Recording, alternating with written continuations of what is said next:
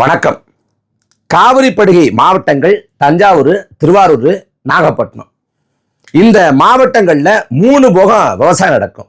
குறுவை, சம்பா, தாளடி.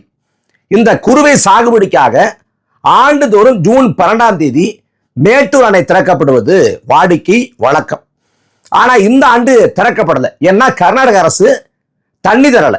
அப்ப தண்ணி மேட்டூர் அணைக்கு வராததன் விளைவாக மேட்டூர் அணை திறக்கப்படல. குறுவை சாகுபடி முற்றாக பாதிக்கப்பட்டிருக்கு. அப்ப தமிழ்நாட்டோட நீர்வளத்துறை அமைச்சர் எப்பாடுபட்டாவது போராட்டம் நடத்தி அரசியல் அழுத்தம் கொடுத்து நெருக்கடி கொடுத்து அதை கடுமையாக பேசுபொருளாக்கி எந்த முயற்சியாவது செஞ்சு மேட்டூர் அணையை திறக்க வச்சு மேட்டூர் அணைக்கு தண்ணியை கொண்டு வந்து குறுவை சாகுபடிக்கு தண்ணியை விவசாயிகளுக்காக கொண்டு வந்து தண்ணி ரிலீஸ் ஆக போகுது, நான் பாடுபட்டு தண்ணியை கொண்டு வந்திருக்கேன், தண்ணி ரிலீஸ் ஆக போகுது, விவசாயிகள்லாம் திருவிழா போல கொண்டாடுங்க, தமிழ்நாட்டு மக்கள் காவிரியோட வரவை கொண்டாடுங்க அப்படின்னு சொல்லியிருந்தாருன்னா தமிழ்நாட்டோட நீர்வளத்துறை அமைச்சர் யாரு? புஷி ஆனந்த். அவர் ஒரு நல்ல நிர்வாகி அப்படின்னு சொல்லலாம். அதை பத்தி எந்த கவலையும் இல்லாம ஜூலை 23ஆம் தேதி ஜனநாயகன் படம் ரிலீஸ் ஆகுது, திருவிழா போல கொண்டாடுங்க அப்படிங்கிறார். இப்ப இந்த குறுவை சாகுபடின்னு சொல்றோம்ல, குறுவை சாகுபடிக்கு தண்ணி திறக்கப்படல. அதன் விளைவாக என்ன இழப்பு ஏற்பட போகுது அப்படின்னு கேட்டீங்கன்னா 6 லட்சம் ஏக்கர் குறுவை சாகுபடி. அந்த 6 லட்சம் ஏக்கர் சாகுபடி பாதியா குறையும், 3 லட்சம் ஏக்கரா குறையும். இதன் மூலமாக 7 லட்சம் டன் நெல் உற்பத்தி இழப்பு ஏற்படும். இது குறுவை. அடுத்து சம்பா சாகுபடி. அந்த சம்பா சாகுபடிக்கு செப்டம்பர் முதல் வர்ற செப்டம்பர்ல இருந்து அடுத்த ஆண்டு பிப்ரவரி வரைக்கும் 140 டிஎம்சி தண்ணி தேவை. எப்படியும் அதுக்கும் தண்ணி தந்துவிட வாய்ப்பு இல்லை. அப்ப சம்பா சாகுபடியும் கேள்விக்குறியாகும், பாதிக்கப்படும். இதன் மூலமாக 14 லட்சம் ஏக்கர் சாகுபடி 5 லட்சம் ஏக்கராக குறையக்கூடும். இதன் மூலமாக 16 லட்சம் டன் நெல் உற்பத்தி குறையும். இதன் மூலமாக தமிழ்நாட்டில் அரிசி பஞ்சம் வரலாம், அரிசி பற்றாக்குறை ஏற்படலாம். அதே போல விவசாயிகளோட வாழ்வாதாரம் முற்றுமுழுதாக பெரிய அளவில் அடி வாங்கும். அப்ப அந்த பாதிக்கப்பட்ட விவசாயிகளுக்கு இழப்பீட்டுக்கு என்ன செய்ய போறாரு? இல்ல இந்த குறுவை போல சம்பா சாகுபடிக்கும் தண்ணி வராமல் இருந்தா என்ன ஆகும்? தமிழ்நாட்டோட இந்த நெல் உற்பத்தி என்ன ஆகும்? இதை பத்தி ஏதாவது புஷி ஆனந்த் கவலைப்பட்டாருன்னு கேட்டீங்கன்னா எந்த கவலையும் இல்லை. அவருக்கு இருக்கக்கூடிய ஒரே கவலை ஜூலை 23ஆம் தேதி ஜனநாயகன் படம் ரிலீஸ் ஆக போகுது, அதை வெகு விமர்சையா கொண்டாடணும். அதுதான் அவரோட கவனமா இருக்கு. அதே போல காவிரியில தண்ணி கிட்ட நம்ம போராடுறோம், 30 ஆண்டுக்கு மேல போராடி வர்றோம். அதுல உச்ச நீதிமன்றம் சொன்னாலும் சரி, யார் சொன்னாலும் சரி தண்ணி தர மாட்டேன் அப்படின்னு கர்நாடகத்தை ஆளக்கூடிய அரசு சொல்லுது. அது காங்கிரஸ் இருந்தாலும் சரி, பாஜக வந்தாலும் சரி, யார் ஆண்டாலும், தேவகவுடா ஆண்டாலும் சரி, யார் ஆண்டாலும் தமிழ்நாட்டுக்கு தண்ணி தர மாட்டோங்கிறதுல விடாப்படியா இருக்கேன். அதாவது இந்த காவிரி சிக்கலை பொறுத்த வரைக்கும் கர்நாடகாவுக்கும் தமிழ்நாட்டுக்கும் பேச்சுவார்த்தை மூலமா தீர்க்க முடியாதுங்கிற நிலை எட்டப்பட்ட பிறகு தண்ணீர் தகராறு சட்டத்தின்படி காவிரி நடுவுமன்றம் அமைக்கப்பட்டது. எப்ப? விபி சிங் காலத்துல காவிரி நடுவுமன்றம் அமைக்கப்பட்டு இடைக்கால தீர்ப்பு 90களின் தொடக்கத்துல கொடுக்கப்படுது. அதுல தமிழ்நாட்டுக்கு 205 டிஎம்சி தண்ணியை தரணும் அப்படின்னு சொல்லுது. அதுக்கு பிறகு பின்னாட்கள்ல இறுதி தீர்ப்பு வருது. அந்த இறுதி தீர்ப்புல இன்னமும் குறைச்சு 205 டிஎம்சிய 192 டிஎம்சி தண்ணி தமிழ்நாட்டுக்கு தரப்படணும் அப்படின்னு சொல்லுது. அதுக்கு பிறகு உச்சநீதிமன்றம் போறப்ப உச்சநீதிமன்றம் அதையும் குறைச்சு 177.25 டிஎம்சி இந்த தண்ணியை தமிழ்நாட்டுக்கு தரணும் அப்படின்னு உத்தரவிடுது. ஆனா அந்த தண்ணியை மாதா வாரியாக அவன் கொடுக்கிறானா? மாதம் கொடுக்கிறானா? கொடுக்கறது இல்லை. அவன் என்ன பண்றான்? தண்ணியை தர மாட்டேன் அப்படின்னு அடம் பிடிக்கிறான், அடாவடித்தனம் பண்றான். கர்நாடகாவில் மிதமிஞ்சி அளவுல மழைப்பொழிவு இருந்தா அந்த மழைப்பொழிவு காலத்துல ஒட்டுமொத்தமா தமிழ்நாட்டுக்கு தண்ணியை திறந்து விட்டு தமிழ்நாட்டை வடிகால் போல பயன்படுத்துறான். இதுக்கு முதன்மை காரணம் காவிரி நதி உரிமை அது கர்நாடகாவுக்கு மட்டும் சொந்தமானதுங்கிற கர்நாடகத்தை ஆளக்கூடிய அரசுகளோட மனப்போக்கு. உண்மையை சொல்லப்போனா உலக ஒப்பந்த விதிகள், உலக நதிநீர் பங்கீட்டு விதிகள் சொல்லுது, ஒரு 6 தொடங்க இடத்துல வாழ்றான்ல அவனை விட அந்த ஆறு முடிகிற கடமடை போயிருக்குல்ல, அங்க வாழ்றவனுக்கு தான் ஆற்றின் மீது அதிகப்படியான உரிமை உண்டு அப்படின்னு சொல்லுது. அப்படி பார்த்தா காவிரி ஆற்றின் மீது கர்நாடகாவை விட தமிழ்நாட்டுக்கு தான் அதிகப்படியான உரிமை இருக்கிறது. இந்த காவிரிக்கு நமக்குமான வரலாற்று தொடர்பை பார்த்தீங்கன்னா 2000 ஆண்டுக்கு முன்னாடி ஓடுகிற காவிரி ஆற்றின் குறுக்கே கல்லணை கட்டி அந்த தொழில்நுட்பத்தை பார்த்து வெள்ளக்காரன் வியந்து போனான். 2000 ஆண்டுக்கு முன்னாடியே காவிரி ஆற்றின் குறுக்கே கல்லணை கட்டி நீர் பாசனத்துக்கு காவிரியை பயன்படுத்தணும். 2000 ஆண்டுக்கு முன்னாடி கன்னடம்ங்கிற மொழி பிறக்கல, கர்நாடகங்கிற மாநிலம் இல்லை, ஆனா காவிரியை நம்ம பயன்படுத்தி வந்தோம். அப்படி 12 காலமாக பயன்படுத்தி வந்த காவிரி நதி உரிமையை தனக்கு மட்டும்னு கர்நாடகா சொந்தம் கொண்டாடுறான். அதுல முழுக்க முழுக்க இத்தனை ஆண்டு காலத்துல காவிரி நடுவமன்றம் சொன்னாலும் சரி, உச்ச நீதிமன்றம் சொன்னாலும் சரி, யார் சொன்னாலும் தண்ணி தர மாட்டோம் அப்படின்னு விடாப்புடியா அவன் இருக்கேன். 90களில் கர்நாடகாவில் மிகப்பெரிய இனக்கலவரம் கட்டவிழ்த்து விடப்பட்டு நூற்றுக்கணக்கான தமிழர்கள் கொலை செய்யப்பட்டாங்க, தமிழ் பெண்கள் மானபங்கப்படுத்தப்பட்டாங்க, ஆயிரக்கணக்கான தமிழர்கள் தமிழ்நாட்டுக்கு அகதிகளாக இடம்பெயர்ந்தாங்க. இவ்வளவு பெரிய பேரவலம் நடந்துச்சு. 2015 நினைக்கிறேன், 14-15 காலகட்டத்தில் தமிழ்நாட்டை சேர்ந்த கேபிஎன் பேருந்து, தனியார் பேருந்து 50 பேருந்துகளை கர்நாடகாவை வச்சு தீ வச்சு கொளுத்துனாங்க. இப்படி கர்நாடக அரசு அடாவடித்தனத்தோடு இனவெறியோடு ஒவ்வொரு ஆண்டும் நடக்குது. நமக்கான அந்த நதிநீர் பங்கீட்டு உரிமையை அவன் தர மறுக்கிறான். இதுல உச்சபட்சமா இப்ப என்ன சொல்றான், நாங்க காவிரி ஆற்றின் குறுக்கே மேகதாட்டுல அணை கட்டுவோம் அப்படிங்கிற. இந்த மேகதாட்டுல அணை கட்டின என்ன ஆகும்?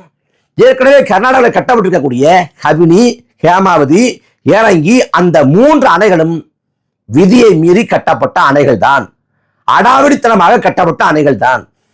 அதாவது விதிகளை மீறி, சட்டத்தை மீறி அவன் பாசன பரப்பை விரிவுபடுத்தி அணைகளை கட்டி காவிரி நதி உரிமையை தனக்கு மட்டுமே சொந்தம்னு ஆக்கிறதுக்கான அத்தனை வழியும் பண்றான். இப்ப இவ்வளவு நாளா வடிகாலா தண்ணியை கொடுத்து வந்தேன். இப்ப என்ன ஆக போகுதுன்னா, மேகதாட்டுல அணை கட்டுவேங்கிற. மேகதாட்டுல அணை கட்டினா வடிகாலா கூட தமிழ்நாட்டுக்கு தண்ணி வராது. அப்படி தண்ணி வரலன்னா தமிழ்நாடு மிகப்பெரிய அழிவை சந்திக்க நேரிடும். ஏன்னா காவிரியை நம்பிதான் தமிழ்நாட்டில் காவிரி படுகை மாவட்டங்கள் இருக்கு. அது போக தமிழ்நாட்டில் 12 மாவட்டத்துக்கு மேல காவிரி தண்ணி தான் குடிநீர். இன்னும் சொல்ல போனா 3ல் ஒருத்தர், தமிழ்நாட்டில் வாழக்கூடிய மக்கள்ல 3ல் ஒருத்தர் காவிரி தண்ணியை அவங்க பயன்படுத்துறாங்க அப்படின்னு சொல்லப்படுது. அந்த காவிரி ஆற்றின் குறுக்கே அணைகட்டுவன்னு சும்மா சொல்லலவன் மிக முனைப்போடு தீவிரமாக இயங்குறான். அவன் ஏறக்குறைய அந்த பூர்வாங்க பணிகளை தொடங்கிட்டான். அவனுக்கு தேவை நிதி, அப்புறம் அவனுக்கு தேவை அதற்கான ஒப்புதல், அனுமதி. அதுல அணைகட்டியே திருதுங்கிறதுல ரொம்ப முனைப்போடு இருக்கான், தீவிரமா இருக்கேன்.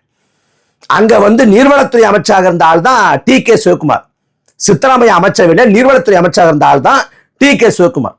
அந்த TK சிவகுமார் மேகதாட்டில் நான் அணை கட்டுவேன் அப்படின்னு கடுமையா பரப்புரை பண்ணி அரசியல் பண்ணி அதை ஒரு அரசியலா மாத்தி சித்தராமையா கீழே தள்ளிட்டு அவன் முதலமைச்சர் வர்றேன். அவன் முதலமைச்சர் உட்கார்ந்தாலும் இப்ப வரைக்கும் TK சிவகுமார் தான் நீர்வளத்துறை அமைச்சரம் இருக்கு. அவன் அணை கட்டியே திருவேன் அப்படின்னு அவ்வளவு முனைப்போடு இருக்கிறப்ப மிக அலட்சிய போக்கோடு தமிழ்நாடு அரசு அதை கையாளுது.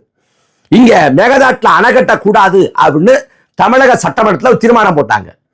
தீர்மானத்தை எல்லா கட்சிகளும் ஒத்துக்கொண்டது. அதுல திமுக திடீர்னு நடுவர் மன்றம் வேணும்னு கேளுங்க அப்படின்னு சொல்லிட்டு ஒரு முன்மொழிவை வைக்குது. அந்த முன்மொழிவை தாவேக அரசு ஏற்றுக்கொண்டு இந்த மேகதாட்டுல அணை கட்டணுமா இல்லையாங்கிறத முடிவு பண்ண நடுவர் மன்றம் அமைக்கப்படணும் அப்படின்னு அதை இடைச்சிருக்குது. நீ யோசிச்சு பாருங்க, காவிரி நடுவர் மன்றம், இடைக்கால தீர்ப்பு, அரசியல் வெளியீடு, அப்புறம் இறுதி தீர்ப்பு, அரசியல் வெளியீடு, காவிரி மேலாண்மை வாரியம், காவிரி ஒழுங்காற்றுக்குழு அப்படின்னு பலகட்ட படிநிலைகளை 30 ஆண்டா கடந்து வந்திருக்கு. 30 ஆண்டா.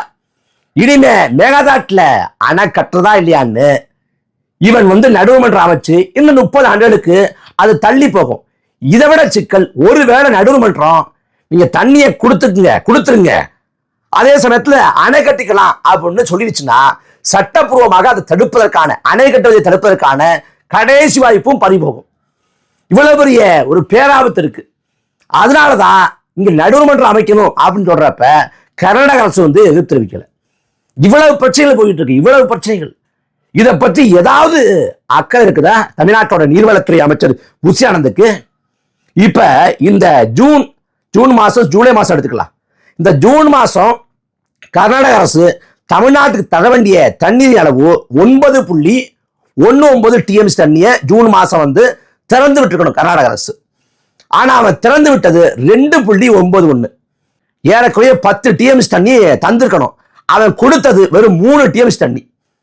அதுபோல ஜூலை மாசத்துல 31 டிஎம்சி தண்ணியை வந்து கர்நாடக அரசு வந்து தமிழ்நாட்டுக்கு தரணும். இந்த 20 நாட்கள்ல 21 டிஎம்சியாவது தண்ணி வந்திருக்கணும். ஆனா அவளை தண்ணி வரல.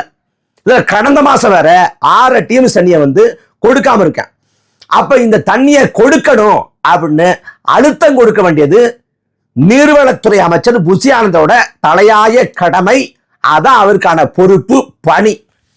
ஆனா இந்த பொறுப்பை, அந்த பணியை அவர் உணர்ந்தாரா? அவருக்கு இதெல்லாம் தெரியுமா? இந்த மாதிரி பிரச்சனை இருக்குது, குருவி இருக்குது, சம்பா இருக்கு, தாரடி இருக்கு, தண்ணியை திறந்து விடணும், இல்லைன்னா இவ்வளவு இங்க உற்பத்தி பாதிக்கப்படும், இவ்வளவு சாகுபடி நிலம் வந்து பாசன பரப்பு வந்து குறையும், இதை பத்தி ஏதாவது கவலை, அக்கறை அது குறித்து எங்காவது பேசியிருக்காரா? ஒரு கருமாந்திரம் இல்லை, ஒரு கருமாந்திரம் இல்லை. அவர் சொல்றாரு ஜனநாயகன் படத்தை திருவிழா போல கொண்டாடுங்க அப்படின்ட்டு. கர்நாடக அரசு தமிழ்நாட்டுக்கு வர வேண்டிய தண்ணியை தராம அவன் அடாவடித்தனம் பண்றான், அவன் அயோக்கியத்தனம் பண்றான். ஒட்டுமொத்தமா காவிரியை வந்து தனக்கு சொந்தமாக்கிட்டு தமிழ்நாட்டை முழுமையாக வஞ்சிப்பதற்கான வேலை செய்து கொண்டிருக்கான்.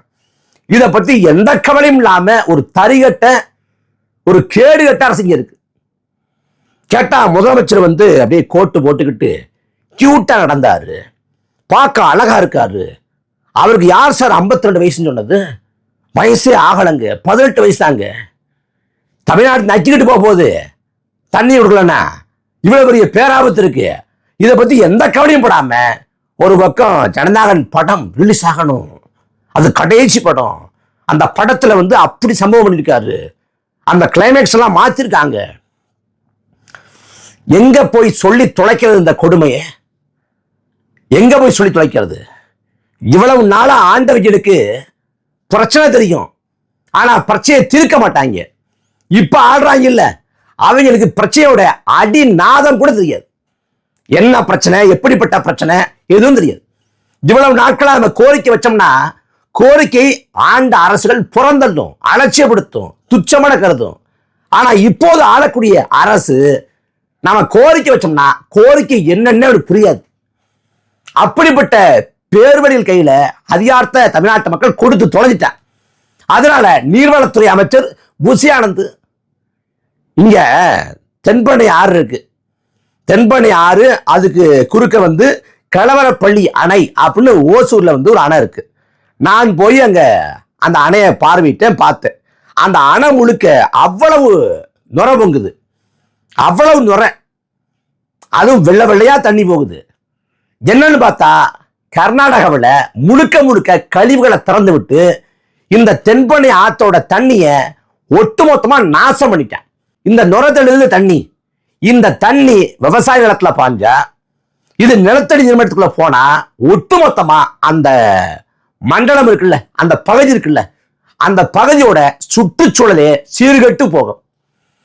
இது வந்து தாவே காய்ச்சல தொடங்குச்சுன்னு கூட நான் சொல்லல. இதுக்கு பொறுப்பேற்க வேண்டியது திமுக அதிமுக ஆட்சிகள் தான். ஏன்னா நொய்யலாற்று படுகை கெடுத்தாங்க, பாலாற்று படுகை கெடுத்தாங்க, அதே போல தென்பண்ணை ஆற்றையும் கெடுத்துட்டாங்க. 5 ஆண்டுகளா நுர வருதுங்கிறாங்க. 2 அரசு திமுக அதிமுக கண்டுகொள்ளல. இப்ப தாவேக அரசு அதை பார்வையிட்டு இருக்கா? அது குறித்தான ஏதாவது அக்கறை இருக்குதா? அது குறித்து ஏதாவது திட்டம் திட்டுவோம், இதை சரி பண்ணுவோம், கர்நாடகாவில் கழிவுகள் சேர்க்கப்படுறத திறக்கப்படுறத நம்ம தடுப்போம்னு ஏதாவது முனைப்பு கிடைச்சான்னா ஒரு கருமாந்திரம் இல்லை, ஒரு கருமாந்திரம் இல்லை. புசி ஆனந்துக்கு தெரியுமா? இல்ல சுற்றுச்சூழல் துறை அமைச்சர் ராஜீவுக்கு தெரியுமான்னா எந்த கேள்விக்கும் பதில் இல்லை.